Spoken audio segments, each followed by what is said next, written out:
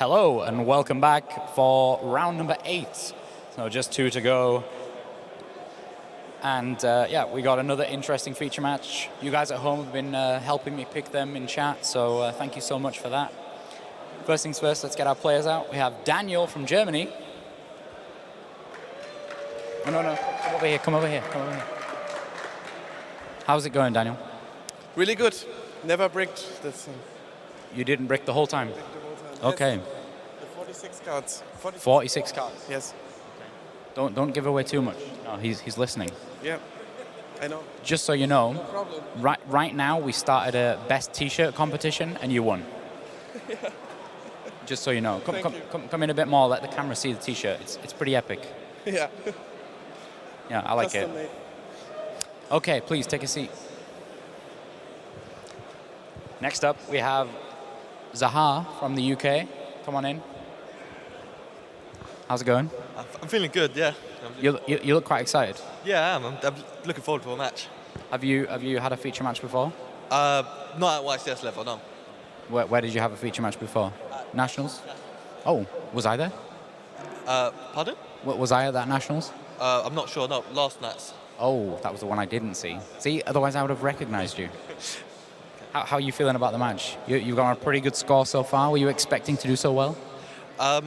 For this match, I'm expecting him to play something spicy because we're on a feature match, so yeah. It's an interesting one, right? Because for the feature match, sometimes we pick kind of, spicy deck versus something not so spicy or, just two good players or whatever, so it's interesting. Yeah, definitely. Like, he's playing 46 cards. I'm expecting definitely not a normal meta deck card, meta deck, so... Take a wild guess. Go for it. Infernoids. Okay. Interesting guess. Take a seat. Have you guys decided who's going first? So you are going to go first. Okay. All right. Let's take it over to our Italian duo, Marcello and Alberto. Welcome to round 8 of YCS Utrecht 2020. We have a very special match for you guys, and we're just gonna wait one more moment. Now they have their headphones on and we can talk about the decks. Yep. So Zahab, we see him this year when I was doing commentary at the UK National Championship. He had a very strong show, and apparently he has some magician tricks as well, because he guessed it correctly and he's up against Infernoids. Yeah, his opponent Daniel is relying on Infernoid, which is kind of crazy because like it looks like he knows the deck. Yeah, I mean, honestly, 46 is definitely not a common number, but it's tough to guess Infernoids as well from it. Maybe he just played with us and he knew about it, and he just pretended to be cool, but I don't know. Hopefully that won't be the case. But actually, he's also playing a very interesting version of a deck, so he's on Spiral. Yeah. Not the going second version we have saw, but the Wear of Thou, so super combo oriented with dangers, Armageddon Knight, so just going all in on it. And from the look of it, I think Daniel goes second. Yeah, I mean, like we can see that Daniel's main deck hit 3 couple of evenly matched, and yeah, and the Cypher it's kind of understandable. Well. Yeah, I mean, Infernoid has never had problems going second, so. No, usually you do see it because there are multiple like rewards, let's say. Yeah. One of them, Void Imagination, being the Shadow Fusion, which now actually Shadow Fusion is in the format, so you just send a lot of Infernoid from the deck. And he's just going in. He's playing Monster Gate, Reasoning, all the Powerhouse cards. And yeah, it's going to be an interesting one. I actually do like the deck. Yeah. I'm surprised that Daniel hopefully will not jinx himself by saying that he never bricked, because I feel like Infernoids is like an all or nothing kind of deck, but maybe it will work out for him. Our players are ready. Let's just go to the table.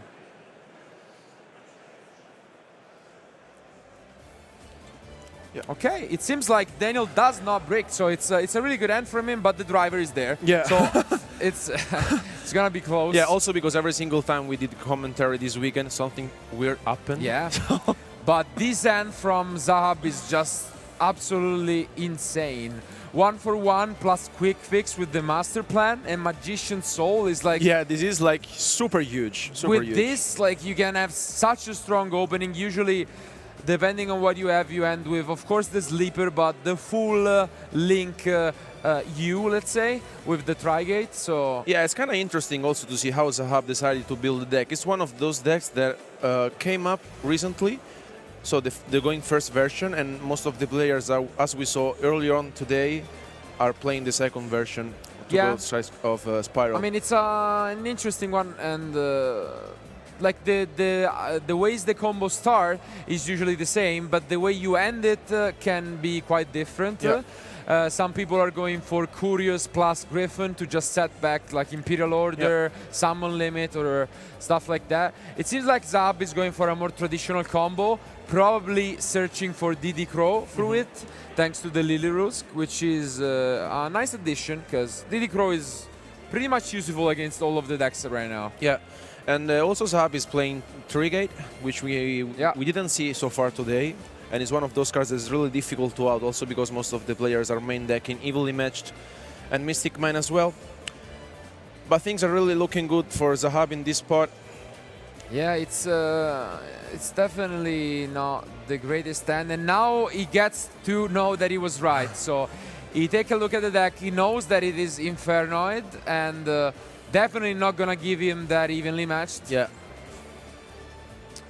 The other cards weren't the greatest. So one of them was the Imagination, the Vanishment, and the other one was an Infernoid monster. Yeah, it was right? an Infernoid, yeah. So he's not stopping anytime soon. Here, we're gonna see a big decision from Zahab if he wants to play around Nibiru or not, because he also has the option of access like the Appaloosa. Yeah. But maybe like Nibiru shouldn't be played in Infernoid. Yeah, I mean, if I were Zahab, maybe I would just risk and just go all in. Maybe his opponent, by the moment that he knows that he's playing Infernoid, maybe he's not playing Nibiru at all. So we'll just combo off and see Quite what unlikely. happens. Yeah. Now he gets to add the 2 cards from the master plan if he wants to.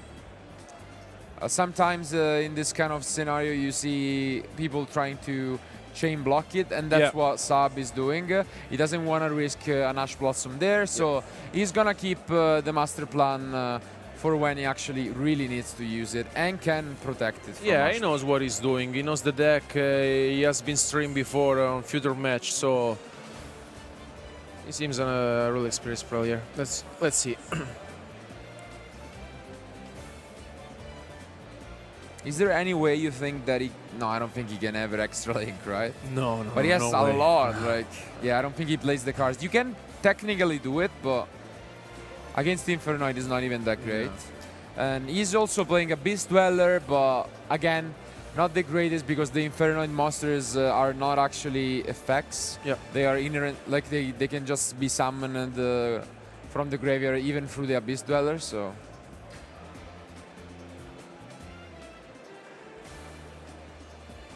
Yeah, Inferno has always been one of these decks that has always been there, and people continue to play it and can cause a lot of trouble. I don't think there is a single card released in like the last months, I think, in his deck. Yeah, there's... I don't think he's good. No, But he doesn't play it's one any. of those decks that, you don't have to forget about. Sometimes they are really good.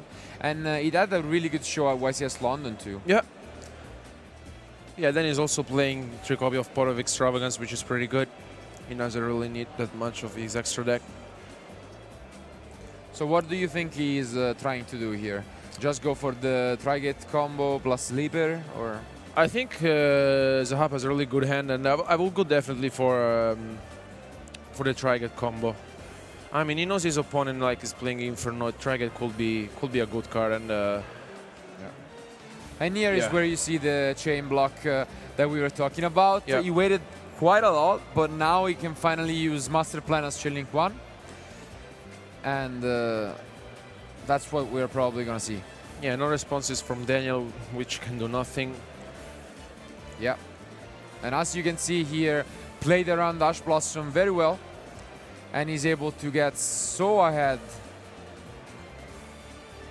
Something interesting that I've seen people just debate about is the interaction between the blocker and the resort. Yeah. Because during the end phase, you can choose to destroy the resort and add it back to the end, which is really good in a few matchups, just to have an extra resource that they can deal with it. But you lose the protection effect, I guess. Yeah. So I mean, that's what we were talking about before. I mean, if you play the going first version and you want to keep the resort on field, maybe you know that your opponent maybe is not playing evenly matched, but with the try-get combo, like you avoid your opponent to act from activating the Yeah, they need to have like multiple copies. Yeah, multiple of it, copies, which yeah. is quite unlikely. Especially now that he put one of the evenlies, he saw that from the Yeah. drone, so quite unlikely that there are like 3 evenlies in the top 7 cars in the deck. And Apple lose as well, which is something that you don't always get to summon with the Tri-Gate combo. Yeah.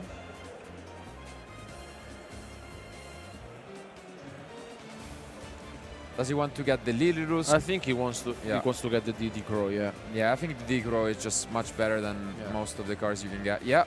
So he's going for the DD Crow, which differently from Dweller is actually pretty useful against Infernoids as well. Yeah.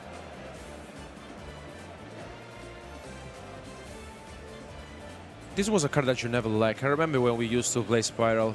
Yeah, back when it was you always released. refused this card. Yeah, back in the day. I mean, it was. I thought it was a win more in a way. I always played it. I liked it because I liked DD Crow. Yeah, and you always stopped with it, right?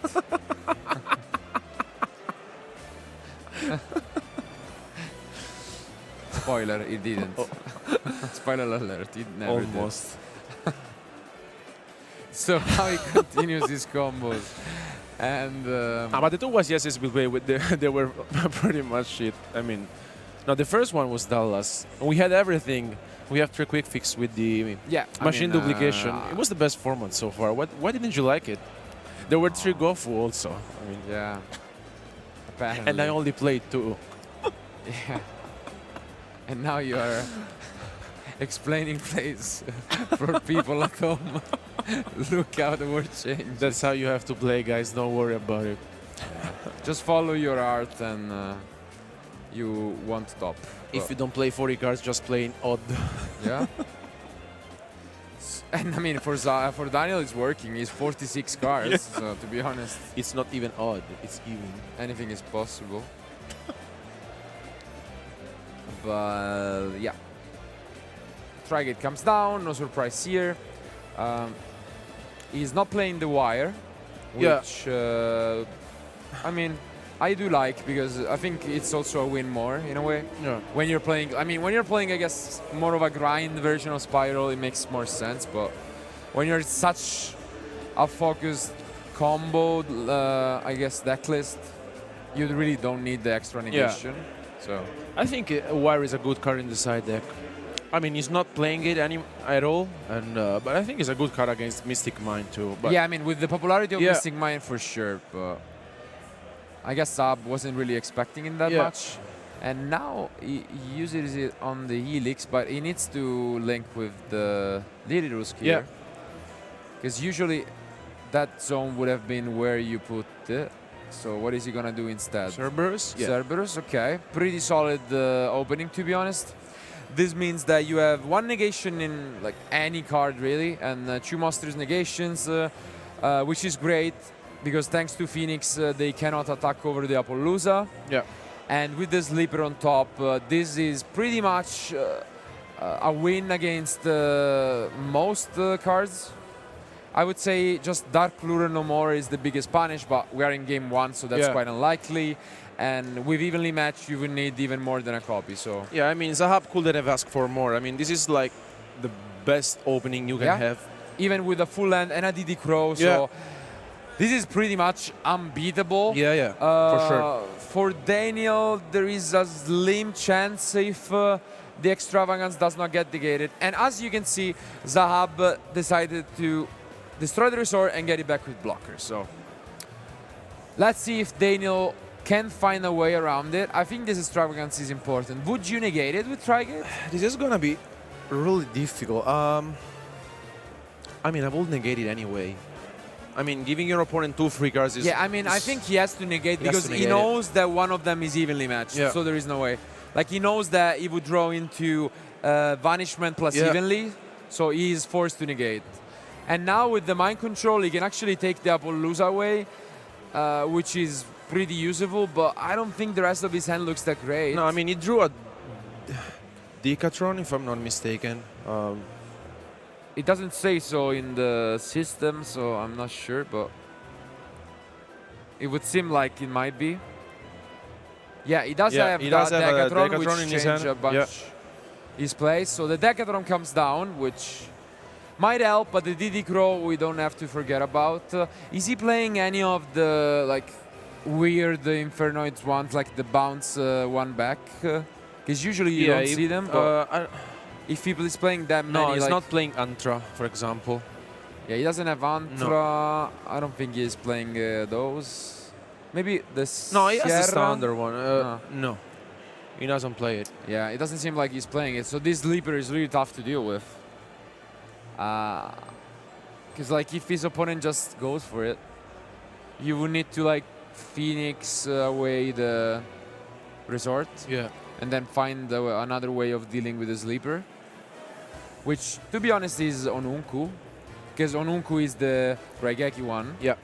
So I can show you guys what we're talking about.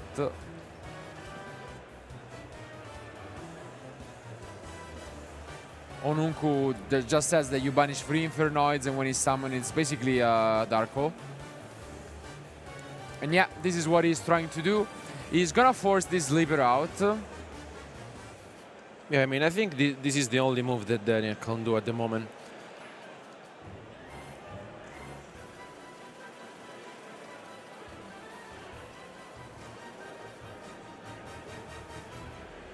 It will not be that easy, but I think he can deal with Zahab's field.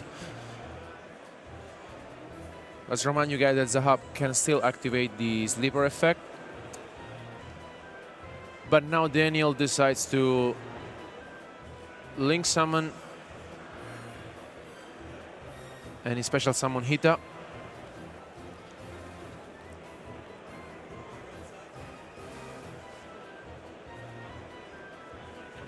So now he's gonna try his best to just fight this, but the DD Crow gonna shut down one of the Infernoids. Yeah. Let's remember that you cannot bring back the small one from the graveyard, so the level 4 or lower. But he's just preventing it in case he has an Infernoid in hand, and it is the case. So well played there by Zahab. Yeah, I mean, he knows that maybe Daniel could have an Onunku in his hand, so... But the Patrulea comes down. Yeah. I believe he's the one that pops a Spell and Trap, right? Yeah, he's the one that pops a Spell and Trap, yeah. So... Can he find anything? Like, This my is gonna be problem is that even if he gets rid of it, this is enough. And he picks up his cards, so Zahab, with an impressive field, takes game 1. Looking like he never was in trouble. When you're facing no hand traps, you are feeling like you're on top of the world with this deck. So yeah, I mean, he had Magician Soul, he had the quick fix, he had the perfect hand, no hand traps from Daniel. Yeah. So basically, game 1 was pretty straightforward, and let's see now. Now it changes completely. But at the same time, I think you're really worried if you're Daniel, because you're going second deck. And although you lost the die roll, so your opponent didn't really know, what are you going to do now? You just witnessed that they can just put up so many negations that you can't do much about it. Yeah, I mean, also because he's going to... I mean, in his side deck, something that surprised me is playing 3 copy of Lava Golem. Yeah, which, to be honest, is really good here. Yeah, but would you go second against a Spiral deck? Yeah, I think you got to stick to your plan, because he has Lava Golem, Mystic Mine, and Dark Ruler No More, which are all very useful cards against the Spiral opening, and he has zero cards for going first. Yeah. He has no plan at all. He just has a plan. So that's what he has to do. I saw Trap Trick, so for a moment I thought maybe he's playing Sanctum as well. Yeah. He doesn't. You can still get the Void Fist, which is really powerful, but I am pretty positive that you just gotta try again. I mean, to be fair, if you have the side deck, then you're gonna have Gamma, Mystic Mine, Dark Lure No More, evenly matched, Lava Golem, so it's like a lot of cards. So I think it can work out. Yeah, I mean, I think he has to go second anyway. He has some cards to go second. Hopefully he can draw a Gamma. But on the other side, something that is making me a little worried for Daniel is one specific card in Zahab side deck, which is Different Dimension Ground. Yeah.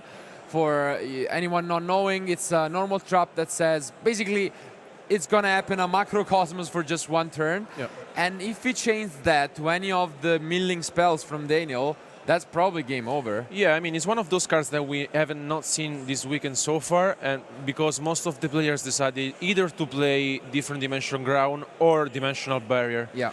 So, I mean, it's one of those cards that is really powerful, and I mean, of course, it's good against all the meta decks like Shadow, for example, and Spiral too. Yeah, I mean, it's really good against those, but usually you can't play it in deck that also rely heavily on the graveyard. Spiral, they do, but they also just put up a board, so they don't care. Yeah, if you stop them, then it's similar to Barrier, they're just gonna stop you. Yeah. I'm actually curious about it, because like I feel Barrier would probably be safer, but Zahab probably recognizes that Orcus is still a deck. Yeah. We saw that there is a player undefeated right now with Orcus, just pure Orcus. Yeah. Dinosaur is also a deck, and Different Dimension Ground is better against all of these uncommon, let's say, matchups. Yeah. And in this case, he's gonna get another payoff because he's really good against Infernoids. So I am giving the advantage to Zahab, just because I feel like even if he loses here, in game 3, he could potentially go second and OTK, but our players are getting their ends, so are we gonna see a game 3? Who is gonna win this one? Let's go and find out. I mean, if I were Zahab anyway, I think that my opponent could let me go first anyway, because he's playing Infernoid, right? Yeah, possibly. So maybe... But Daniel once more sticks to his feelings and goes second. Yeah. So Zahab is gonna be the one to start. Let's take a look at what he has drawn. I do see the Magician's Soul and the Foolish. Oh, it's a really good hand. Oh, okay. On the other side, Daniel has the Impermanence and the Mystic Mind. Yeah, so it's gonna be an interesting one. Magician's Soul plus any of the spells is a really good opening. Yeah. I thought that was, the Foolish Burial Goods. Yeah. It's the Foolish Burial Goods, yeah. So this is one of the best openings for this deck. These 2-card combos, thanks to Magician's Soul, which is the latest introduction for this deck, you can do so many unfair things just because you naturally get a lot of spells and traps that you want to send to the graveyard.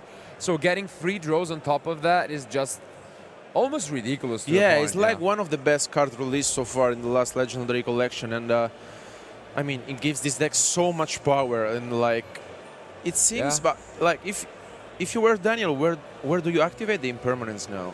Would you just wait, like from the Helix? I mean, technically, something that you can do is just wait for the entire combo, go Impermanence on the Trigate, and then activate Mystic Mine.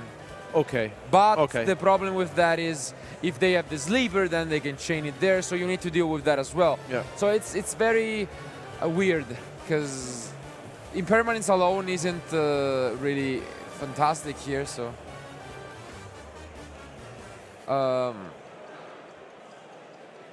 but that's very unfortunate.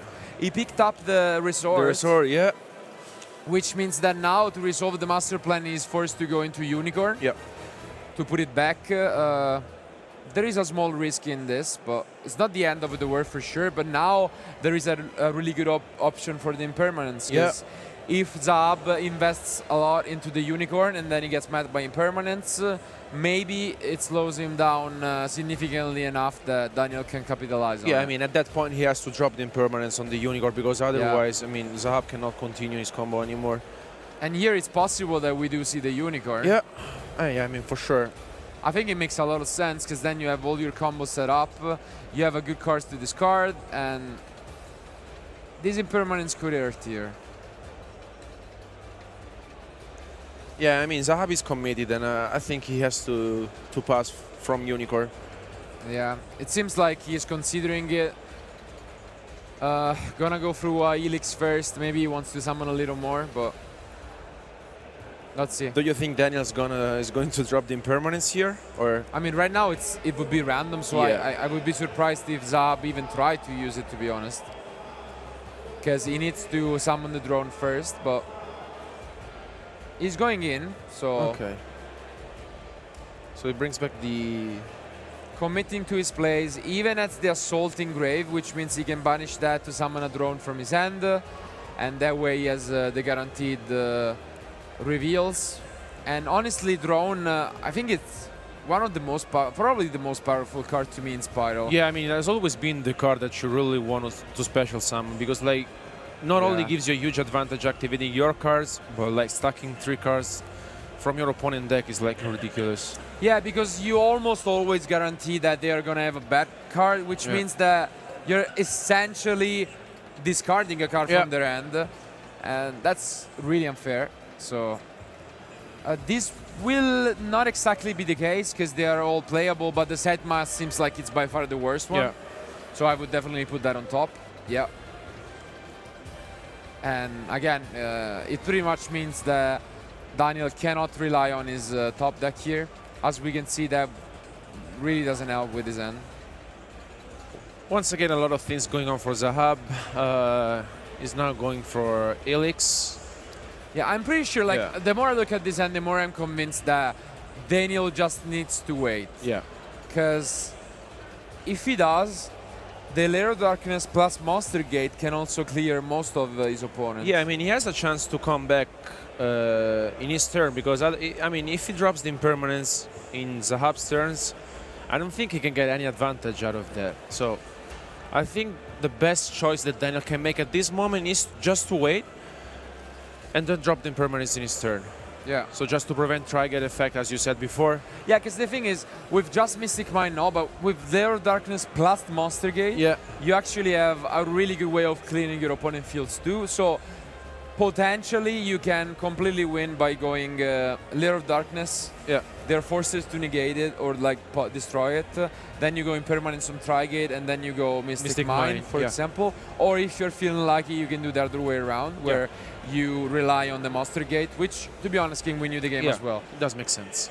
So I definitely not counting Daniel out, and I think he realizes that. I like it. He doesn't commit the Impermanence. He knows that he has enough here. Well played by Daniel here. Yeah, very well played. And yeah, nothing much to say. I think the only other non-obvious play could be that he goes for a Curious to send a different dimension around. I mean, he could go for Curious maybe here. I mean, like for do it, but I don't know. I mean, it will be fine.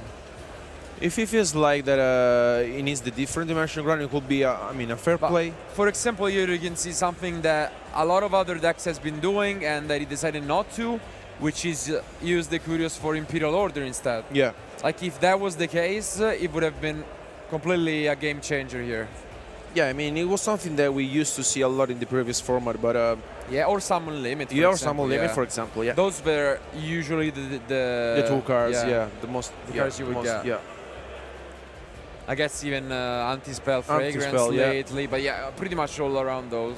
Especially now that you have Lightning Storm, Dark Lure No More, Shadow Fusion, all these normal spells that are just so good at going second. Yeah. Imperial Order and Anti-Spell Fragrance just got so much better. Solemn Judgment is also back at 3, which is something that we've seen in a lot of the Invoke Shadow deck lists. Yeah, I mean, there are those generic cards that you always want to play because they're so powerful that you cannot play, so... They go in every single deck. I mean, especially Solemn is just... Do you have the out? I'm gonna have the out for it, so you need even one more. If you don't, I can always still just Solemn something else. Yeah. So I do like it, but in this case, I think Zahab is just trying to figure out how to do the same as game 1, I feel like, because it worked out. Why not try it again? Yeah, I mean, he's just trying to consider which one is the best option for him. He has a lot of things going on at the moment. But once again, we have to see if he wants to go for the Nightmare. I wouldn't say he's going for Curious here, so I don't think that's going to be an option for him. He's probably just going to try and do the same, so the Appaloosa. But I think he doesn't seem that happy about it. No, I mean... looks like he's shaking his head. Yeah. He doesn't seem that convinced. I mean, he knows that he has a good hand, but he doesn't feel like Yeah, it seems like is that enough? he might have done something wrong, or maybe he's just one of those players that are too harsh on on themselves, you know. Because I don't think he did anything like too wrong, but of course, you have so many decisions with this deck.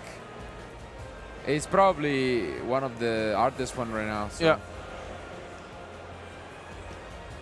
And now again, so it seems like he's gonna go and try to do something similar. I don't think I think he can easily do it. So yeah, I don't know why he's worried. Because like here you can easily go for Trigate and the Phoenix. Yeah.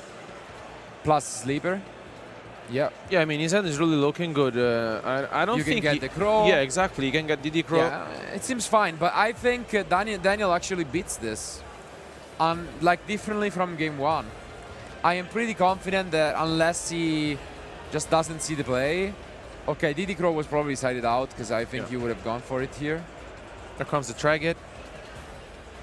And here, as you can see, we have the Phoenix. So just like game one, the only difference being in the Cerberus, he opens with these Appaloosa and Sleeper. Is it gonna be enough once more? I do see multiple lines from Daniel where this is not enough. Let's see if he also sees them. But by being with such a strong record in this event, I would be surprised if he didn't. It's gonna be. It's not gonna be easy for Daniel anyway. I mean, of course he has the impermanence to negate the Trigate, but he also has to deal with the Sleeper. Yeah, but I think it was very well played. Do you think he's getting it back now with the resort? I mean, like he did? No way. No way. I mean, I will just leave the resort here. Let's see. Big question. Usually you do, but I think it makes sense just because of evenly matched. But it seems like he's keeping it. So he's gonna go full all-in mode, and Daniel has all the tools he needs to just clear this away. If he wants to just set up a Mystic Mine and pray that his opponent sided out the outs, he does have that. So he picks up the side mass. He has all he needs. Let's see what he decides to go for. This is gonna come down on Trigate for sure. Yeah. Here comes the impermanence. So now he has one decision to make. Does he want to get lucky with the Monster Gate, or does he just want to slam down the Mystic Mine? What's it going to be? Okay, he's going for the other line. Wow. Very surprised by this. I thought he was going to go every time for the other one, so he's just relying it on luck. How many Infinite Monsters can he mill here? Let's see. Yeah, it's all up to that Monster Gate. It's gonna be all or nothing. He can just use the Monster Gate here, probably tribute the Sleeper or the Appaloosa, whatever he feels like. This is gonna be super risky too. I mean, what is he gonna get rid of? Appaloosa probably, right? Yeah, I mean, probably Appaloosa because, I mean, it's the only one he can get rid of. I mean, it's close, because if you get rid of the Sleeper, that's why I really like the Mine more. Okay. I mean, unless Sleeper says, this is what I'm curious about. Does Sleeper? No, only destroyed. Yeah. How many is he gonna mill? It's milling a bunch of spells. Okay, a lot of spells. So Nunku was milled as well. Yeah, things are really looking good for Daniel. Wow. He's milling all his deck. Wow, all of them go. Look at them go.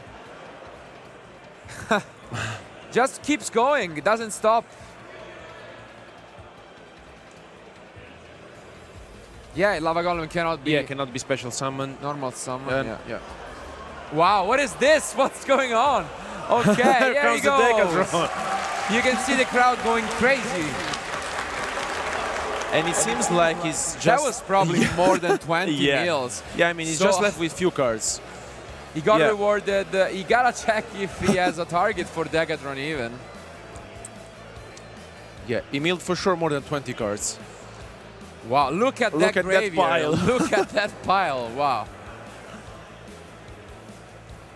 And now he needs to find a way to just force all of these Appaloosa, and you can see the big difference of Cerberus not being there.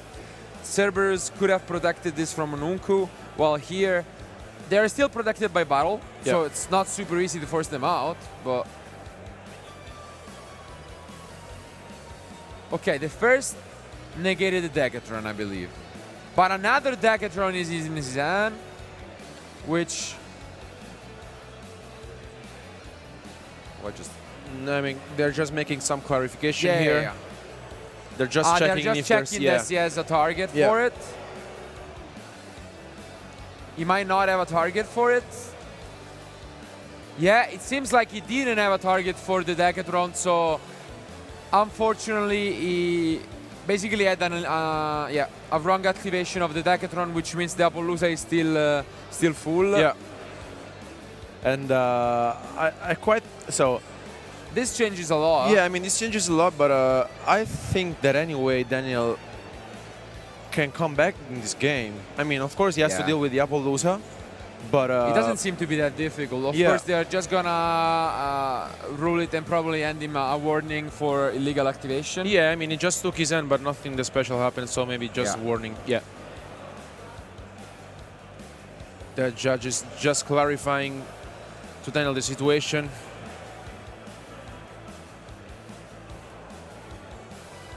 So now, as we said, we can just go back to the match, and he has a few ways. He can go for the Ita, just like he did in the last game. Yeah, he has some decisions here to make. I mean, for sure, the Mystic Man decision paid off. Yeah. I mean, I don't know. I'm not sure. You don't. if I know that you not agree with him. Yeah, I mean, don't. I don't just because I don't feel lucky often, but. Yeah. So now he gets the side match back, which is the one that banishes one. But I Yeah. believe if After during the battle, if it attacks a if it monster. attacks, yeah. But this is also really good because it doesn't have to destroy Yeah. the monster. So technically, he can also just attack and force one more negation with it. And at the same time, pushing damage. For time, we do have a concern. This might end up in a draw. Yeah, this is gonna be quite difficult because as we were saying before, we have seen a lot of back and forth games so far this weekend. And I think by the moment the Spiral really needs some minutes to make the combo, you know? But maybe I don't know. Maybe if Zahab understands that this game could be over, he Yeah, will it's maybe tough, decide to scope. Because, I don't know. Maybe they're also okay with a draw in case that happens. Like, it's not the end of the world, of course. Yeah, I mean, they're sitting with a 6-1 record, so a draw it will Yeah. not be the end of the world, but... But at the same time, you can always just try and play it out. And Yeah. now we see another interesting extra deck link, the Crusadia Equimax. So, a lot of interesting choices here for Daniel. The links just made Infernoid so much better of swarming, but again, it's an he illegal couldn't summon. really go Yeah. for the Equimax because it needs the... Yeah. So he's gonna have... I mean, you can really tell you can't blame him too much. He's playing on stream. The Yeah, crowd I mean, is huge. it's a huge and crowd, he's yeah. the crowd favorite, to be honest. So And also it's the 8th round of the day, so Yeah. players have been playing a lot this day. Totally and understandable. to be honest, you play against an opponent who went for the full spiral board. You are just trying to break it. You have a graveyard which is probably close to 35 cards. Yeah. Yeah, I mean, gotta it's not take easy. some thinking, Yeah. yeah. It's not easy to deal with this situation. But anyway, Daniel is trying to make his best to come back into Here this is game. the Equimax for you guys. The Crusaders are really good at getting a lot of attack for OTKs, but at the same time, you can negate the effect by tributing. So Yeah. it's not super easy to abuse, but it is just that I was always saying the Link have so much synergy with the Infernoid because you can't really summon more Infernoid monsters if you have more than level 8, right? Exactly, yeah. But still, Daniel needs to enter into the battle phase, so he has a lot of options here. He can special summon the Onunku. He has a lot of targets in his graveyard. But I wouldn't waste it right now. Okay. It seems like he is gonna go for it, but I'm not sure like how he's going to force this out because I thought the way to really force it was with the Sightmass. Yeah. Yeah, I think it could have been the card to... But maybe he has enough damage here to just cheese the win with the Equimax, because the Equimax gains the attack combined of all monsters discard points too, So which means that he gained 58, right? So it's a 78. 78, yeah. Which means that this is 62. Yes, if I'm- so it's not enough if we're not mistaken, right? But then you can just... Yeah, because the monsters discard points you cannot attack, Yeah. but you can tribute it to then go for... Yeah, you can tribute. Yeah, you can tribute Yeah. it for the attack, and this is very well played by Daniel. He recognized a potential OTK by doing this, because he can use the effect of... yeah, he's just gonna use it to just banish something from the graveyard. Yeah. This way, the Equimax does not stop your monsters from attacking. You just attack over the Appaloosa twice, and Exactly, it's and you can enough. deal enough damage. Yeah. And it's gonna be it. So this should be enough for Daniel, but they're gonna just check it out. It is gonna be 14 more plus 12. Yeah, it's they're it's just more making, than enough. Yeah, it's They're enough. just doing some math here, but this is more than enough, and we are gonna go to game 3 with only 5 minutes remaining. And we have just seen another comeback. Absolutely. It seems like for this event we have seen all different decks throughout all of these 8 rounds of Whist up until now, which is not as usual the last round, by the way. We had an incredible attendance for this event, more than 2,200 players, which means that today we're going to play 9 rounds of Swiss. So do not go and leave after this round. We still have a lot more action, but this match is not over yet. Yeah, exactly. They're going to game 3, as we have seen a lot of times this weekend. And the two players, as we were saying before, even though you have a really good hand, you cannot feel comfortable enough because Daniel was lucky enough, let's say, with that monster gate, and he was able to come back into the game. But now, paid off. yeah, of course he did, and maybe it was the right decision, to be honest. But if the Decathlon was one of the first cards, I think he would have just straight away lost. I mean, it did work out, so... Yeah, I mean, I know that you don't agree with this because you're always like want to play conservative. I'm not, I'm a Finnish player. So I don't know anymore. No, but he's definitely knows what he's doing. And now my big concern is, first of all, the time. Yeah. We saw that there were 5 minutes, which means that after signing, there will probably be close to 3.5 minutes left. Yeah. Maybe this ends in a draw. Not the end of the world, but not as exciting for us. And the other scenario is maybe Zahab just picked second. He let his opponent go first. He has a lot of useless cards, and he can just push enough damage. Yeah. My concern, I don't know. We'll see.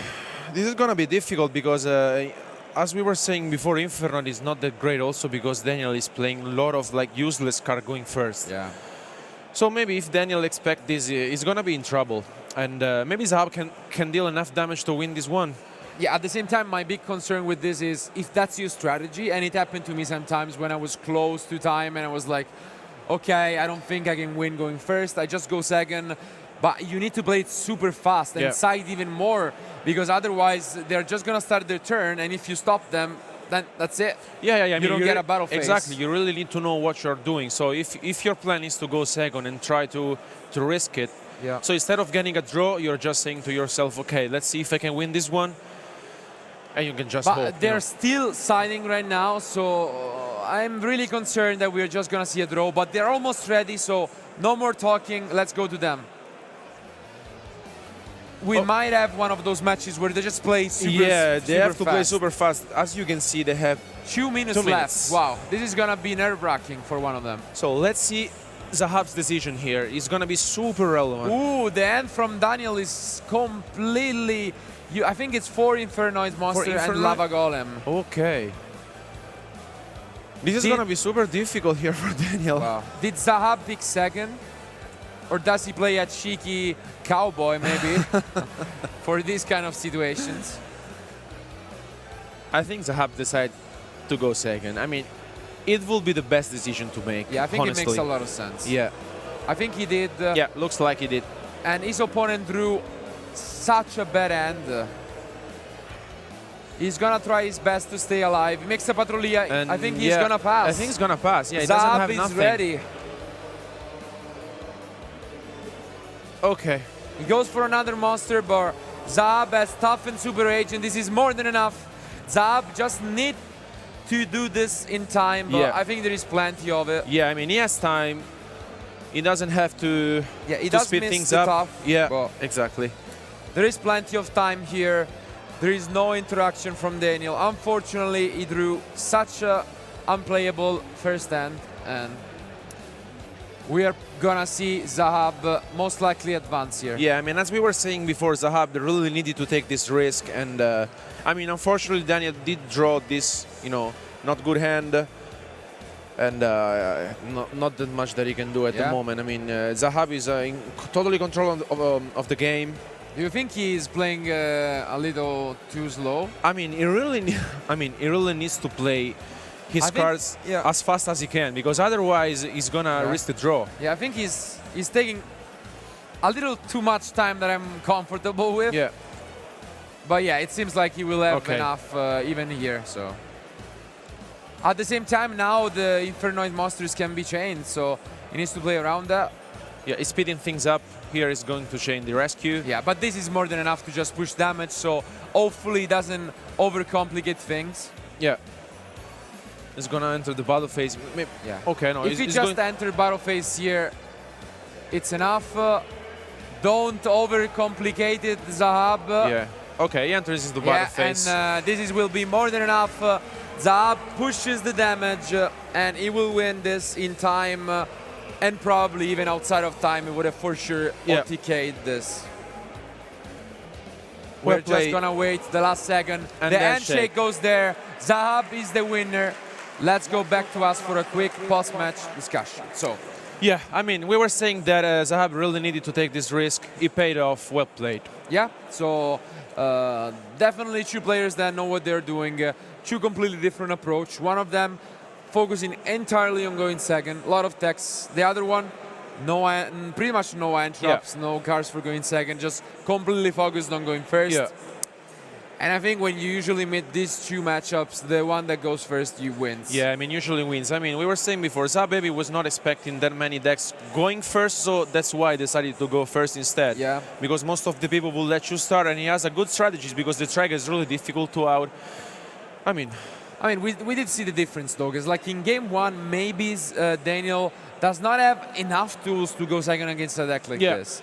Because in game one and game two, we saw the exact same opening from Zahab. Yeah, exactly. Just the Cerberus, which didn't matter too much. And basically, Daniel couldn't do anything game one. Game two completely destroyed the board. Yeah, he completely shut down the board. But unfortunately, in game three, you can really see why Zahab is an accomplished player. He understood immediately that he needed to do what his opponent didn't want to. Yeah. He went second, he let him start, and he bricked. Yeah. So in the pre-match interview, he said he never bricked. Now, unfortunately, he did. What can we say? Law of the big numbers. You have to add that once, especially in such a long tournament. Yeah. But I don't want to take any more time for you guys because we have a lot more action. But before that, let's hear it from the man, Zahab and Luke. Thank you very much, Marcello. Yes, I'm here with Zahab, our feature match winner. Have you been able to calm down after the very quick play there? Yes, I did. Yes, it's nervous, being near in time. So yeah. How did you feel? You could see that when you knew that you had a line of plays to get to the end there, that you really speeded up. Like the rest of the game, you were kind of a little bit slow, but then you really speeded up towards the end. Yes, because we had maybe half a minute left, so I need to speed up and put some damage. But so after game 3 started, I could see from his face that he didn't draw too well. So I think my hand was pretty good. So I reckon I could. Well, it was good enough. I mean, that's the thing with time, right? It doesn't have to be the best hand. It's just got to be good enough to get just a little bit of damage in. Yeah, I think I remember the guy saying that he opened just all Infernoid monsters. So yeah, it didn't have much to go with. But I think if it wasn't in time as well, I reckon I could have won that match as well because I had a very good hand and I could make a lot of negates as well. So. Yeah, I mean, we did see, however, the monster gate in game 2 out of nowhere, right? I thought you were going to deck him out. It's just insane.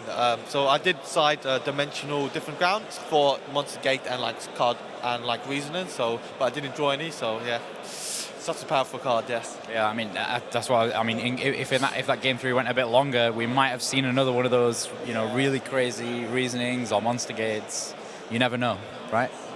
So how you feeling about the event now? You got one more round today. You got to really take a deep breath, get ready for the last round. Yeah, I just want to finish this game, finish the next match, and just relax for day 2. So hopefully, obviously, I can win this, but if not, I still have a good chance to top. So it's really important. People don't really think too much about it, but taking that rest between the rounds and also going from day 1 to day 2, it's really important, right? Yes. I mean, I think resting is super important. You can't get triggered after a match, or you will maybe do more mistakes. So yeah, definitely.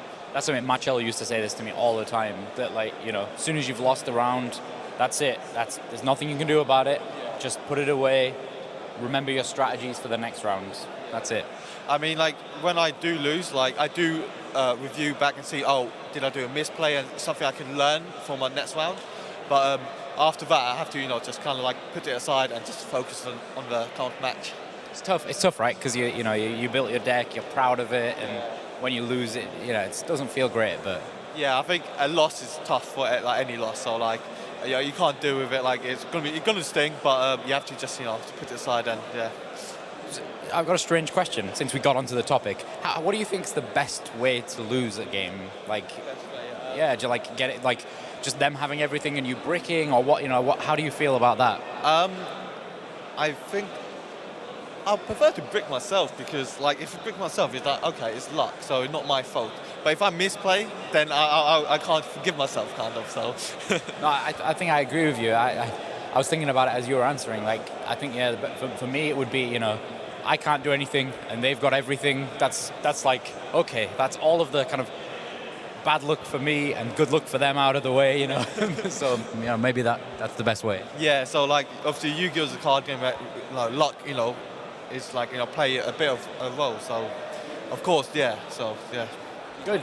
About it, yeah. Yeah, exactly. All right. Thank you very much. Good luck in your last round, and we're going to be right back with that last round. We got a special match coming up for you.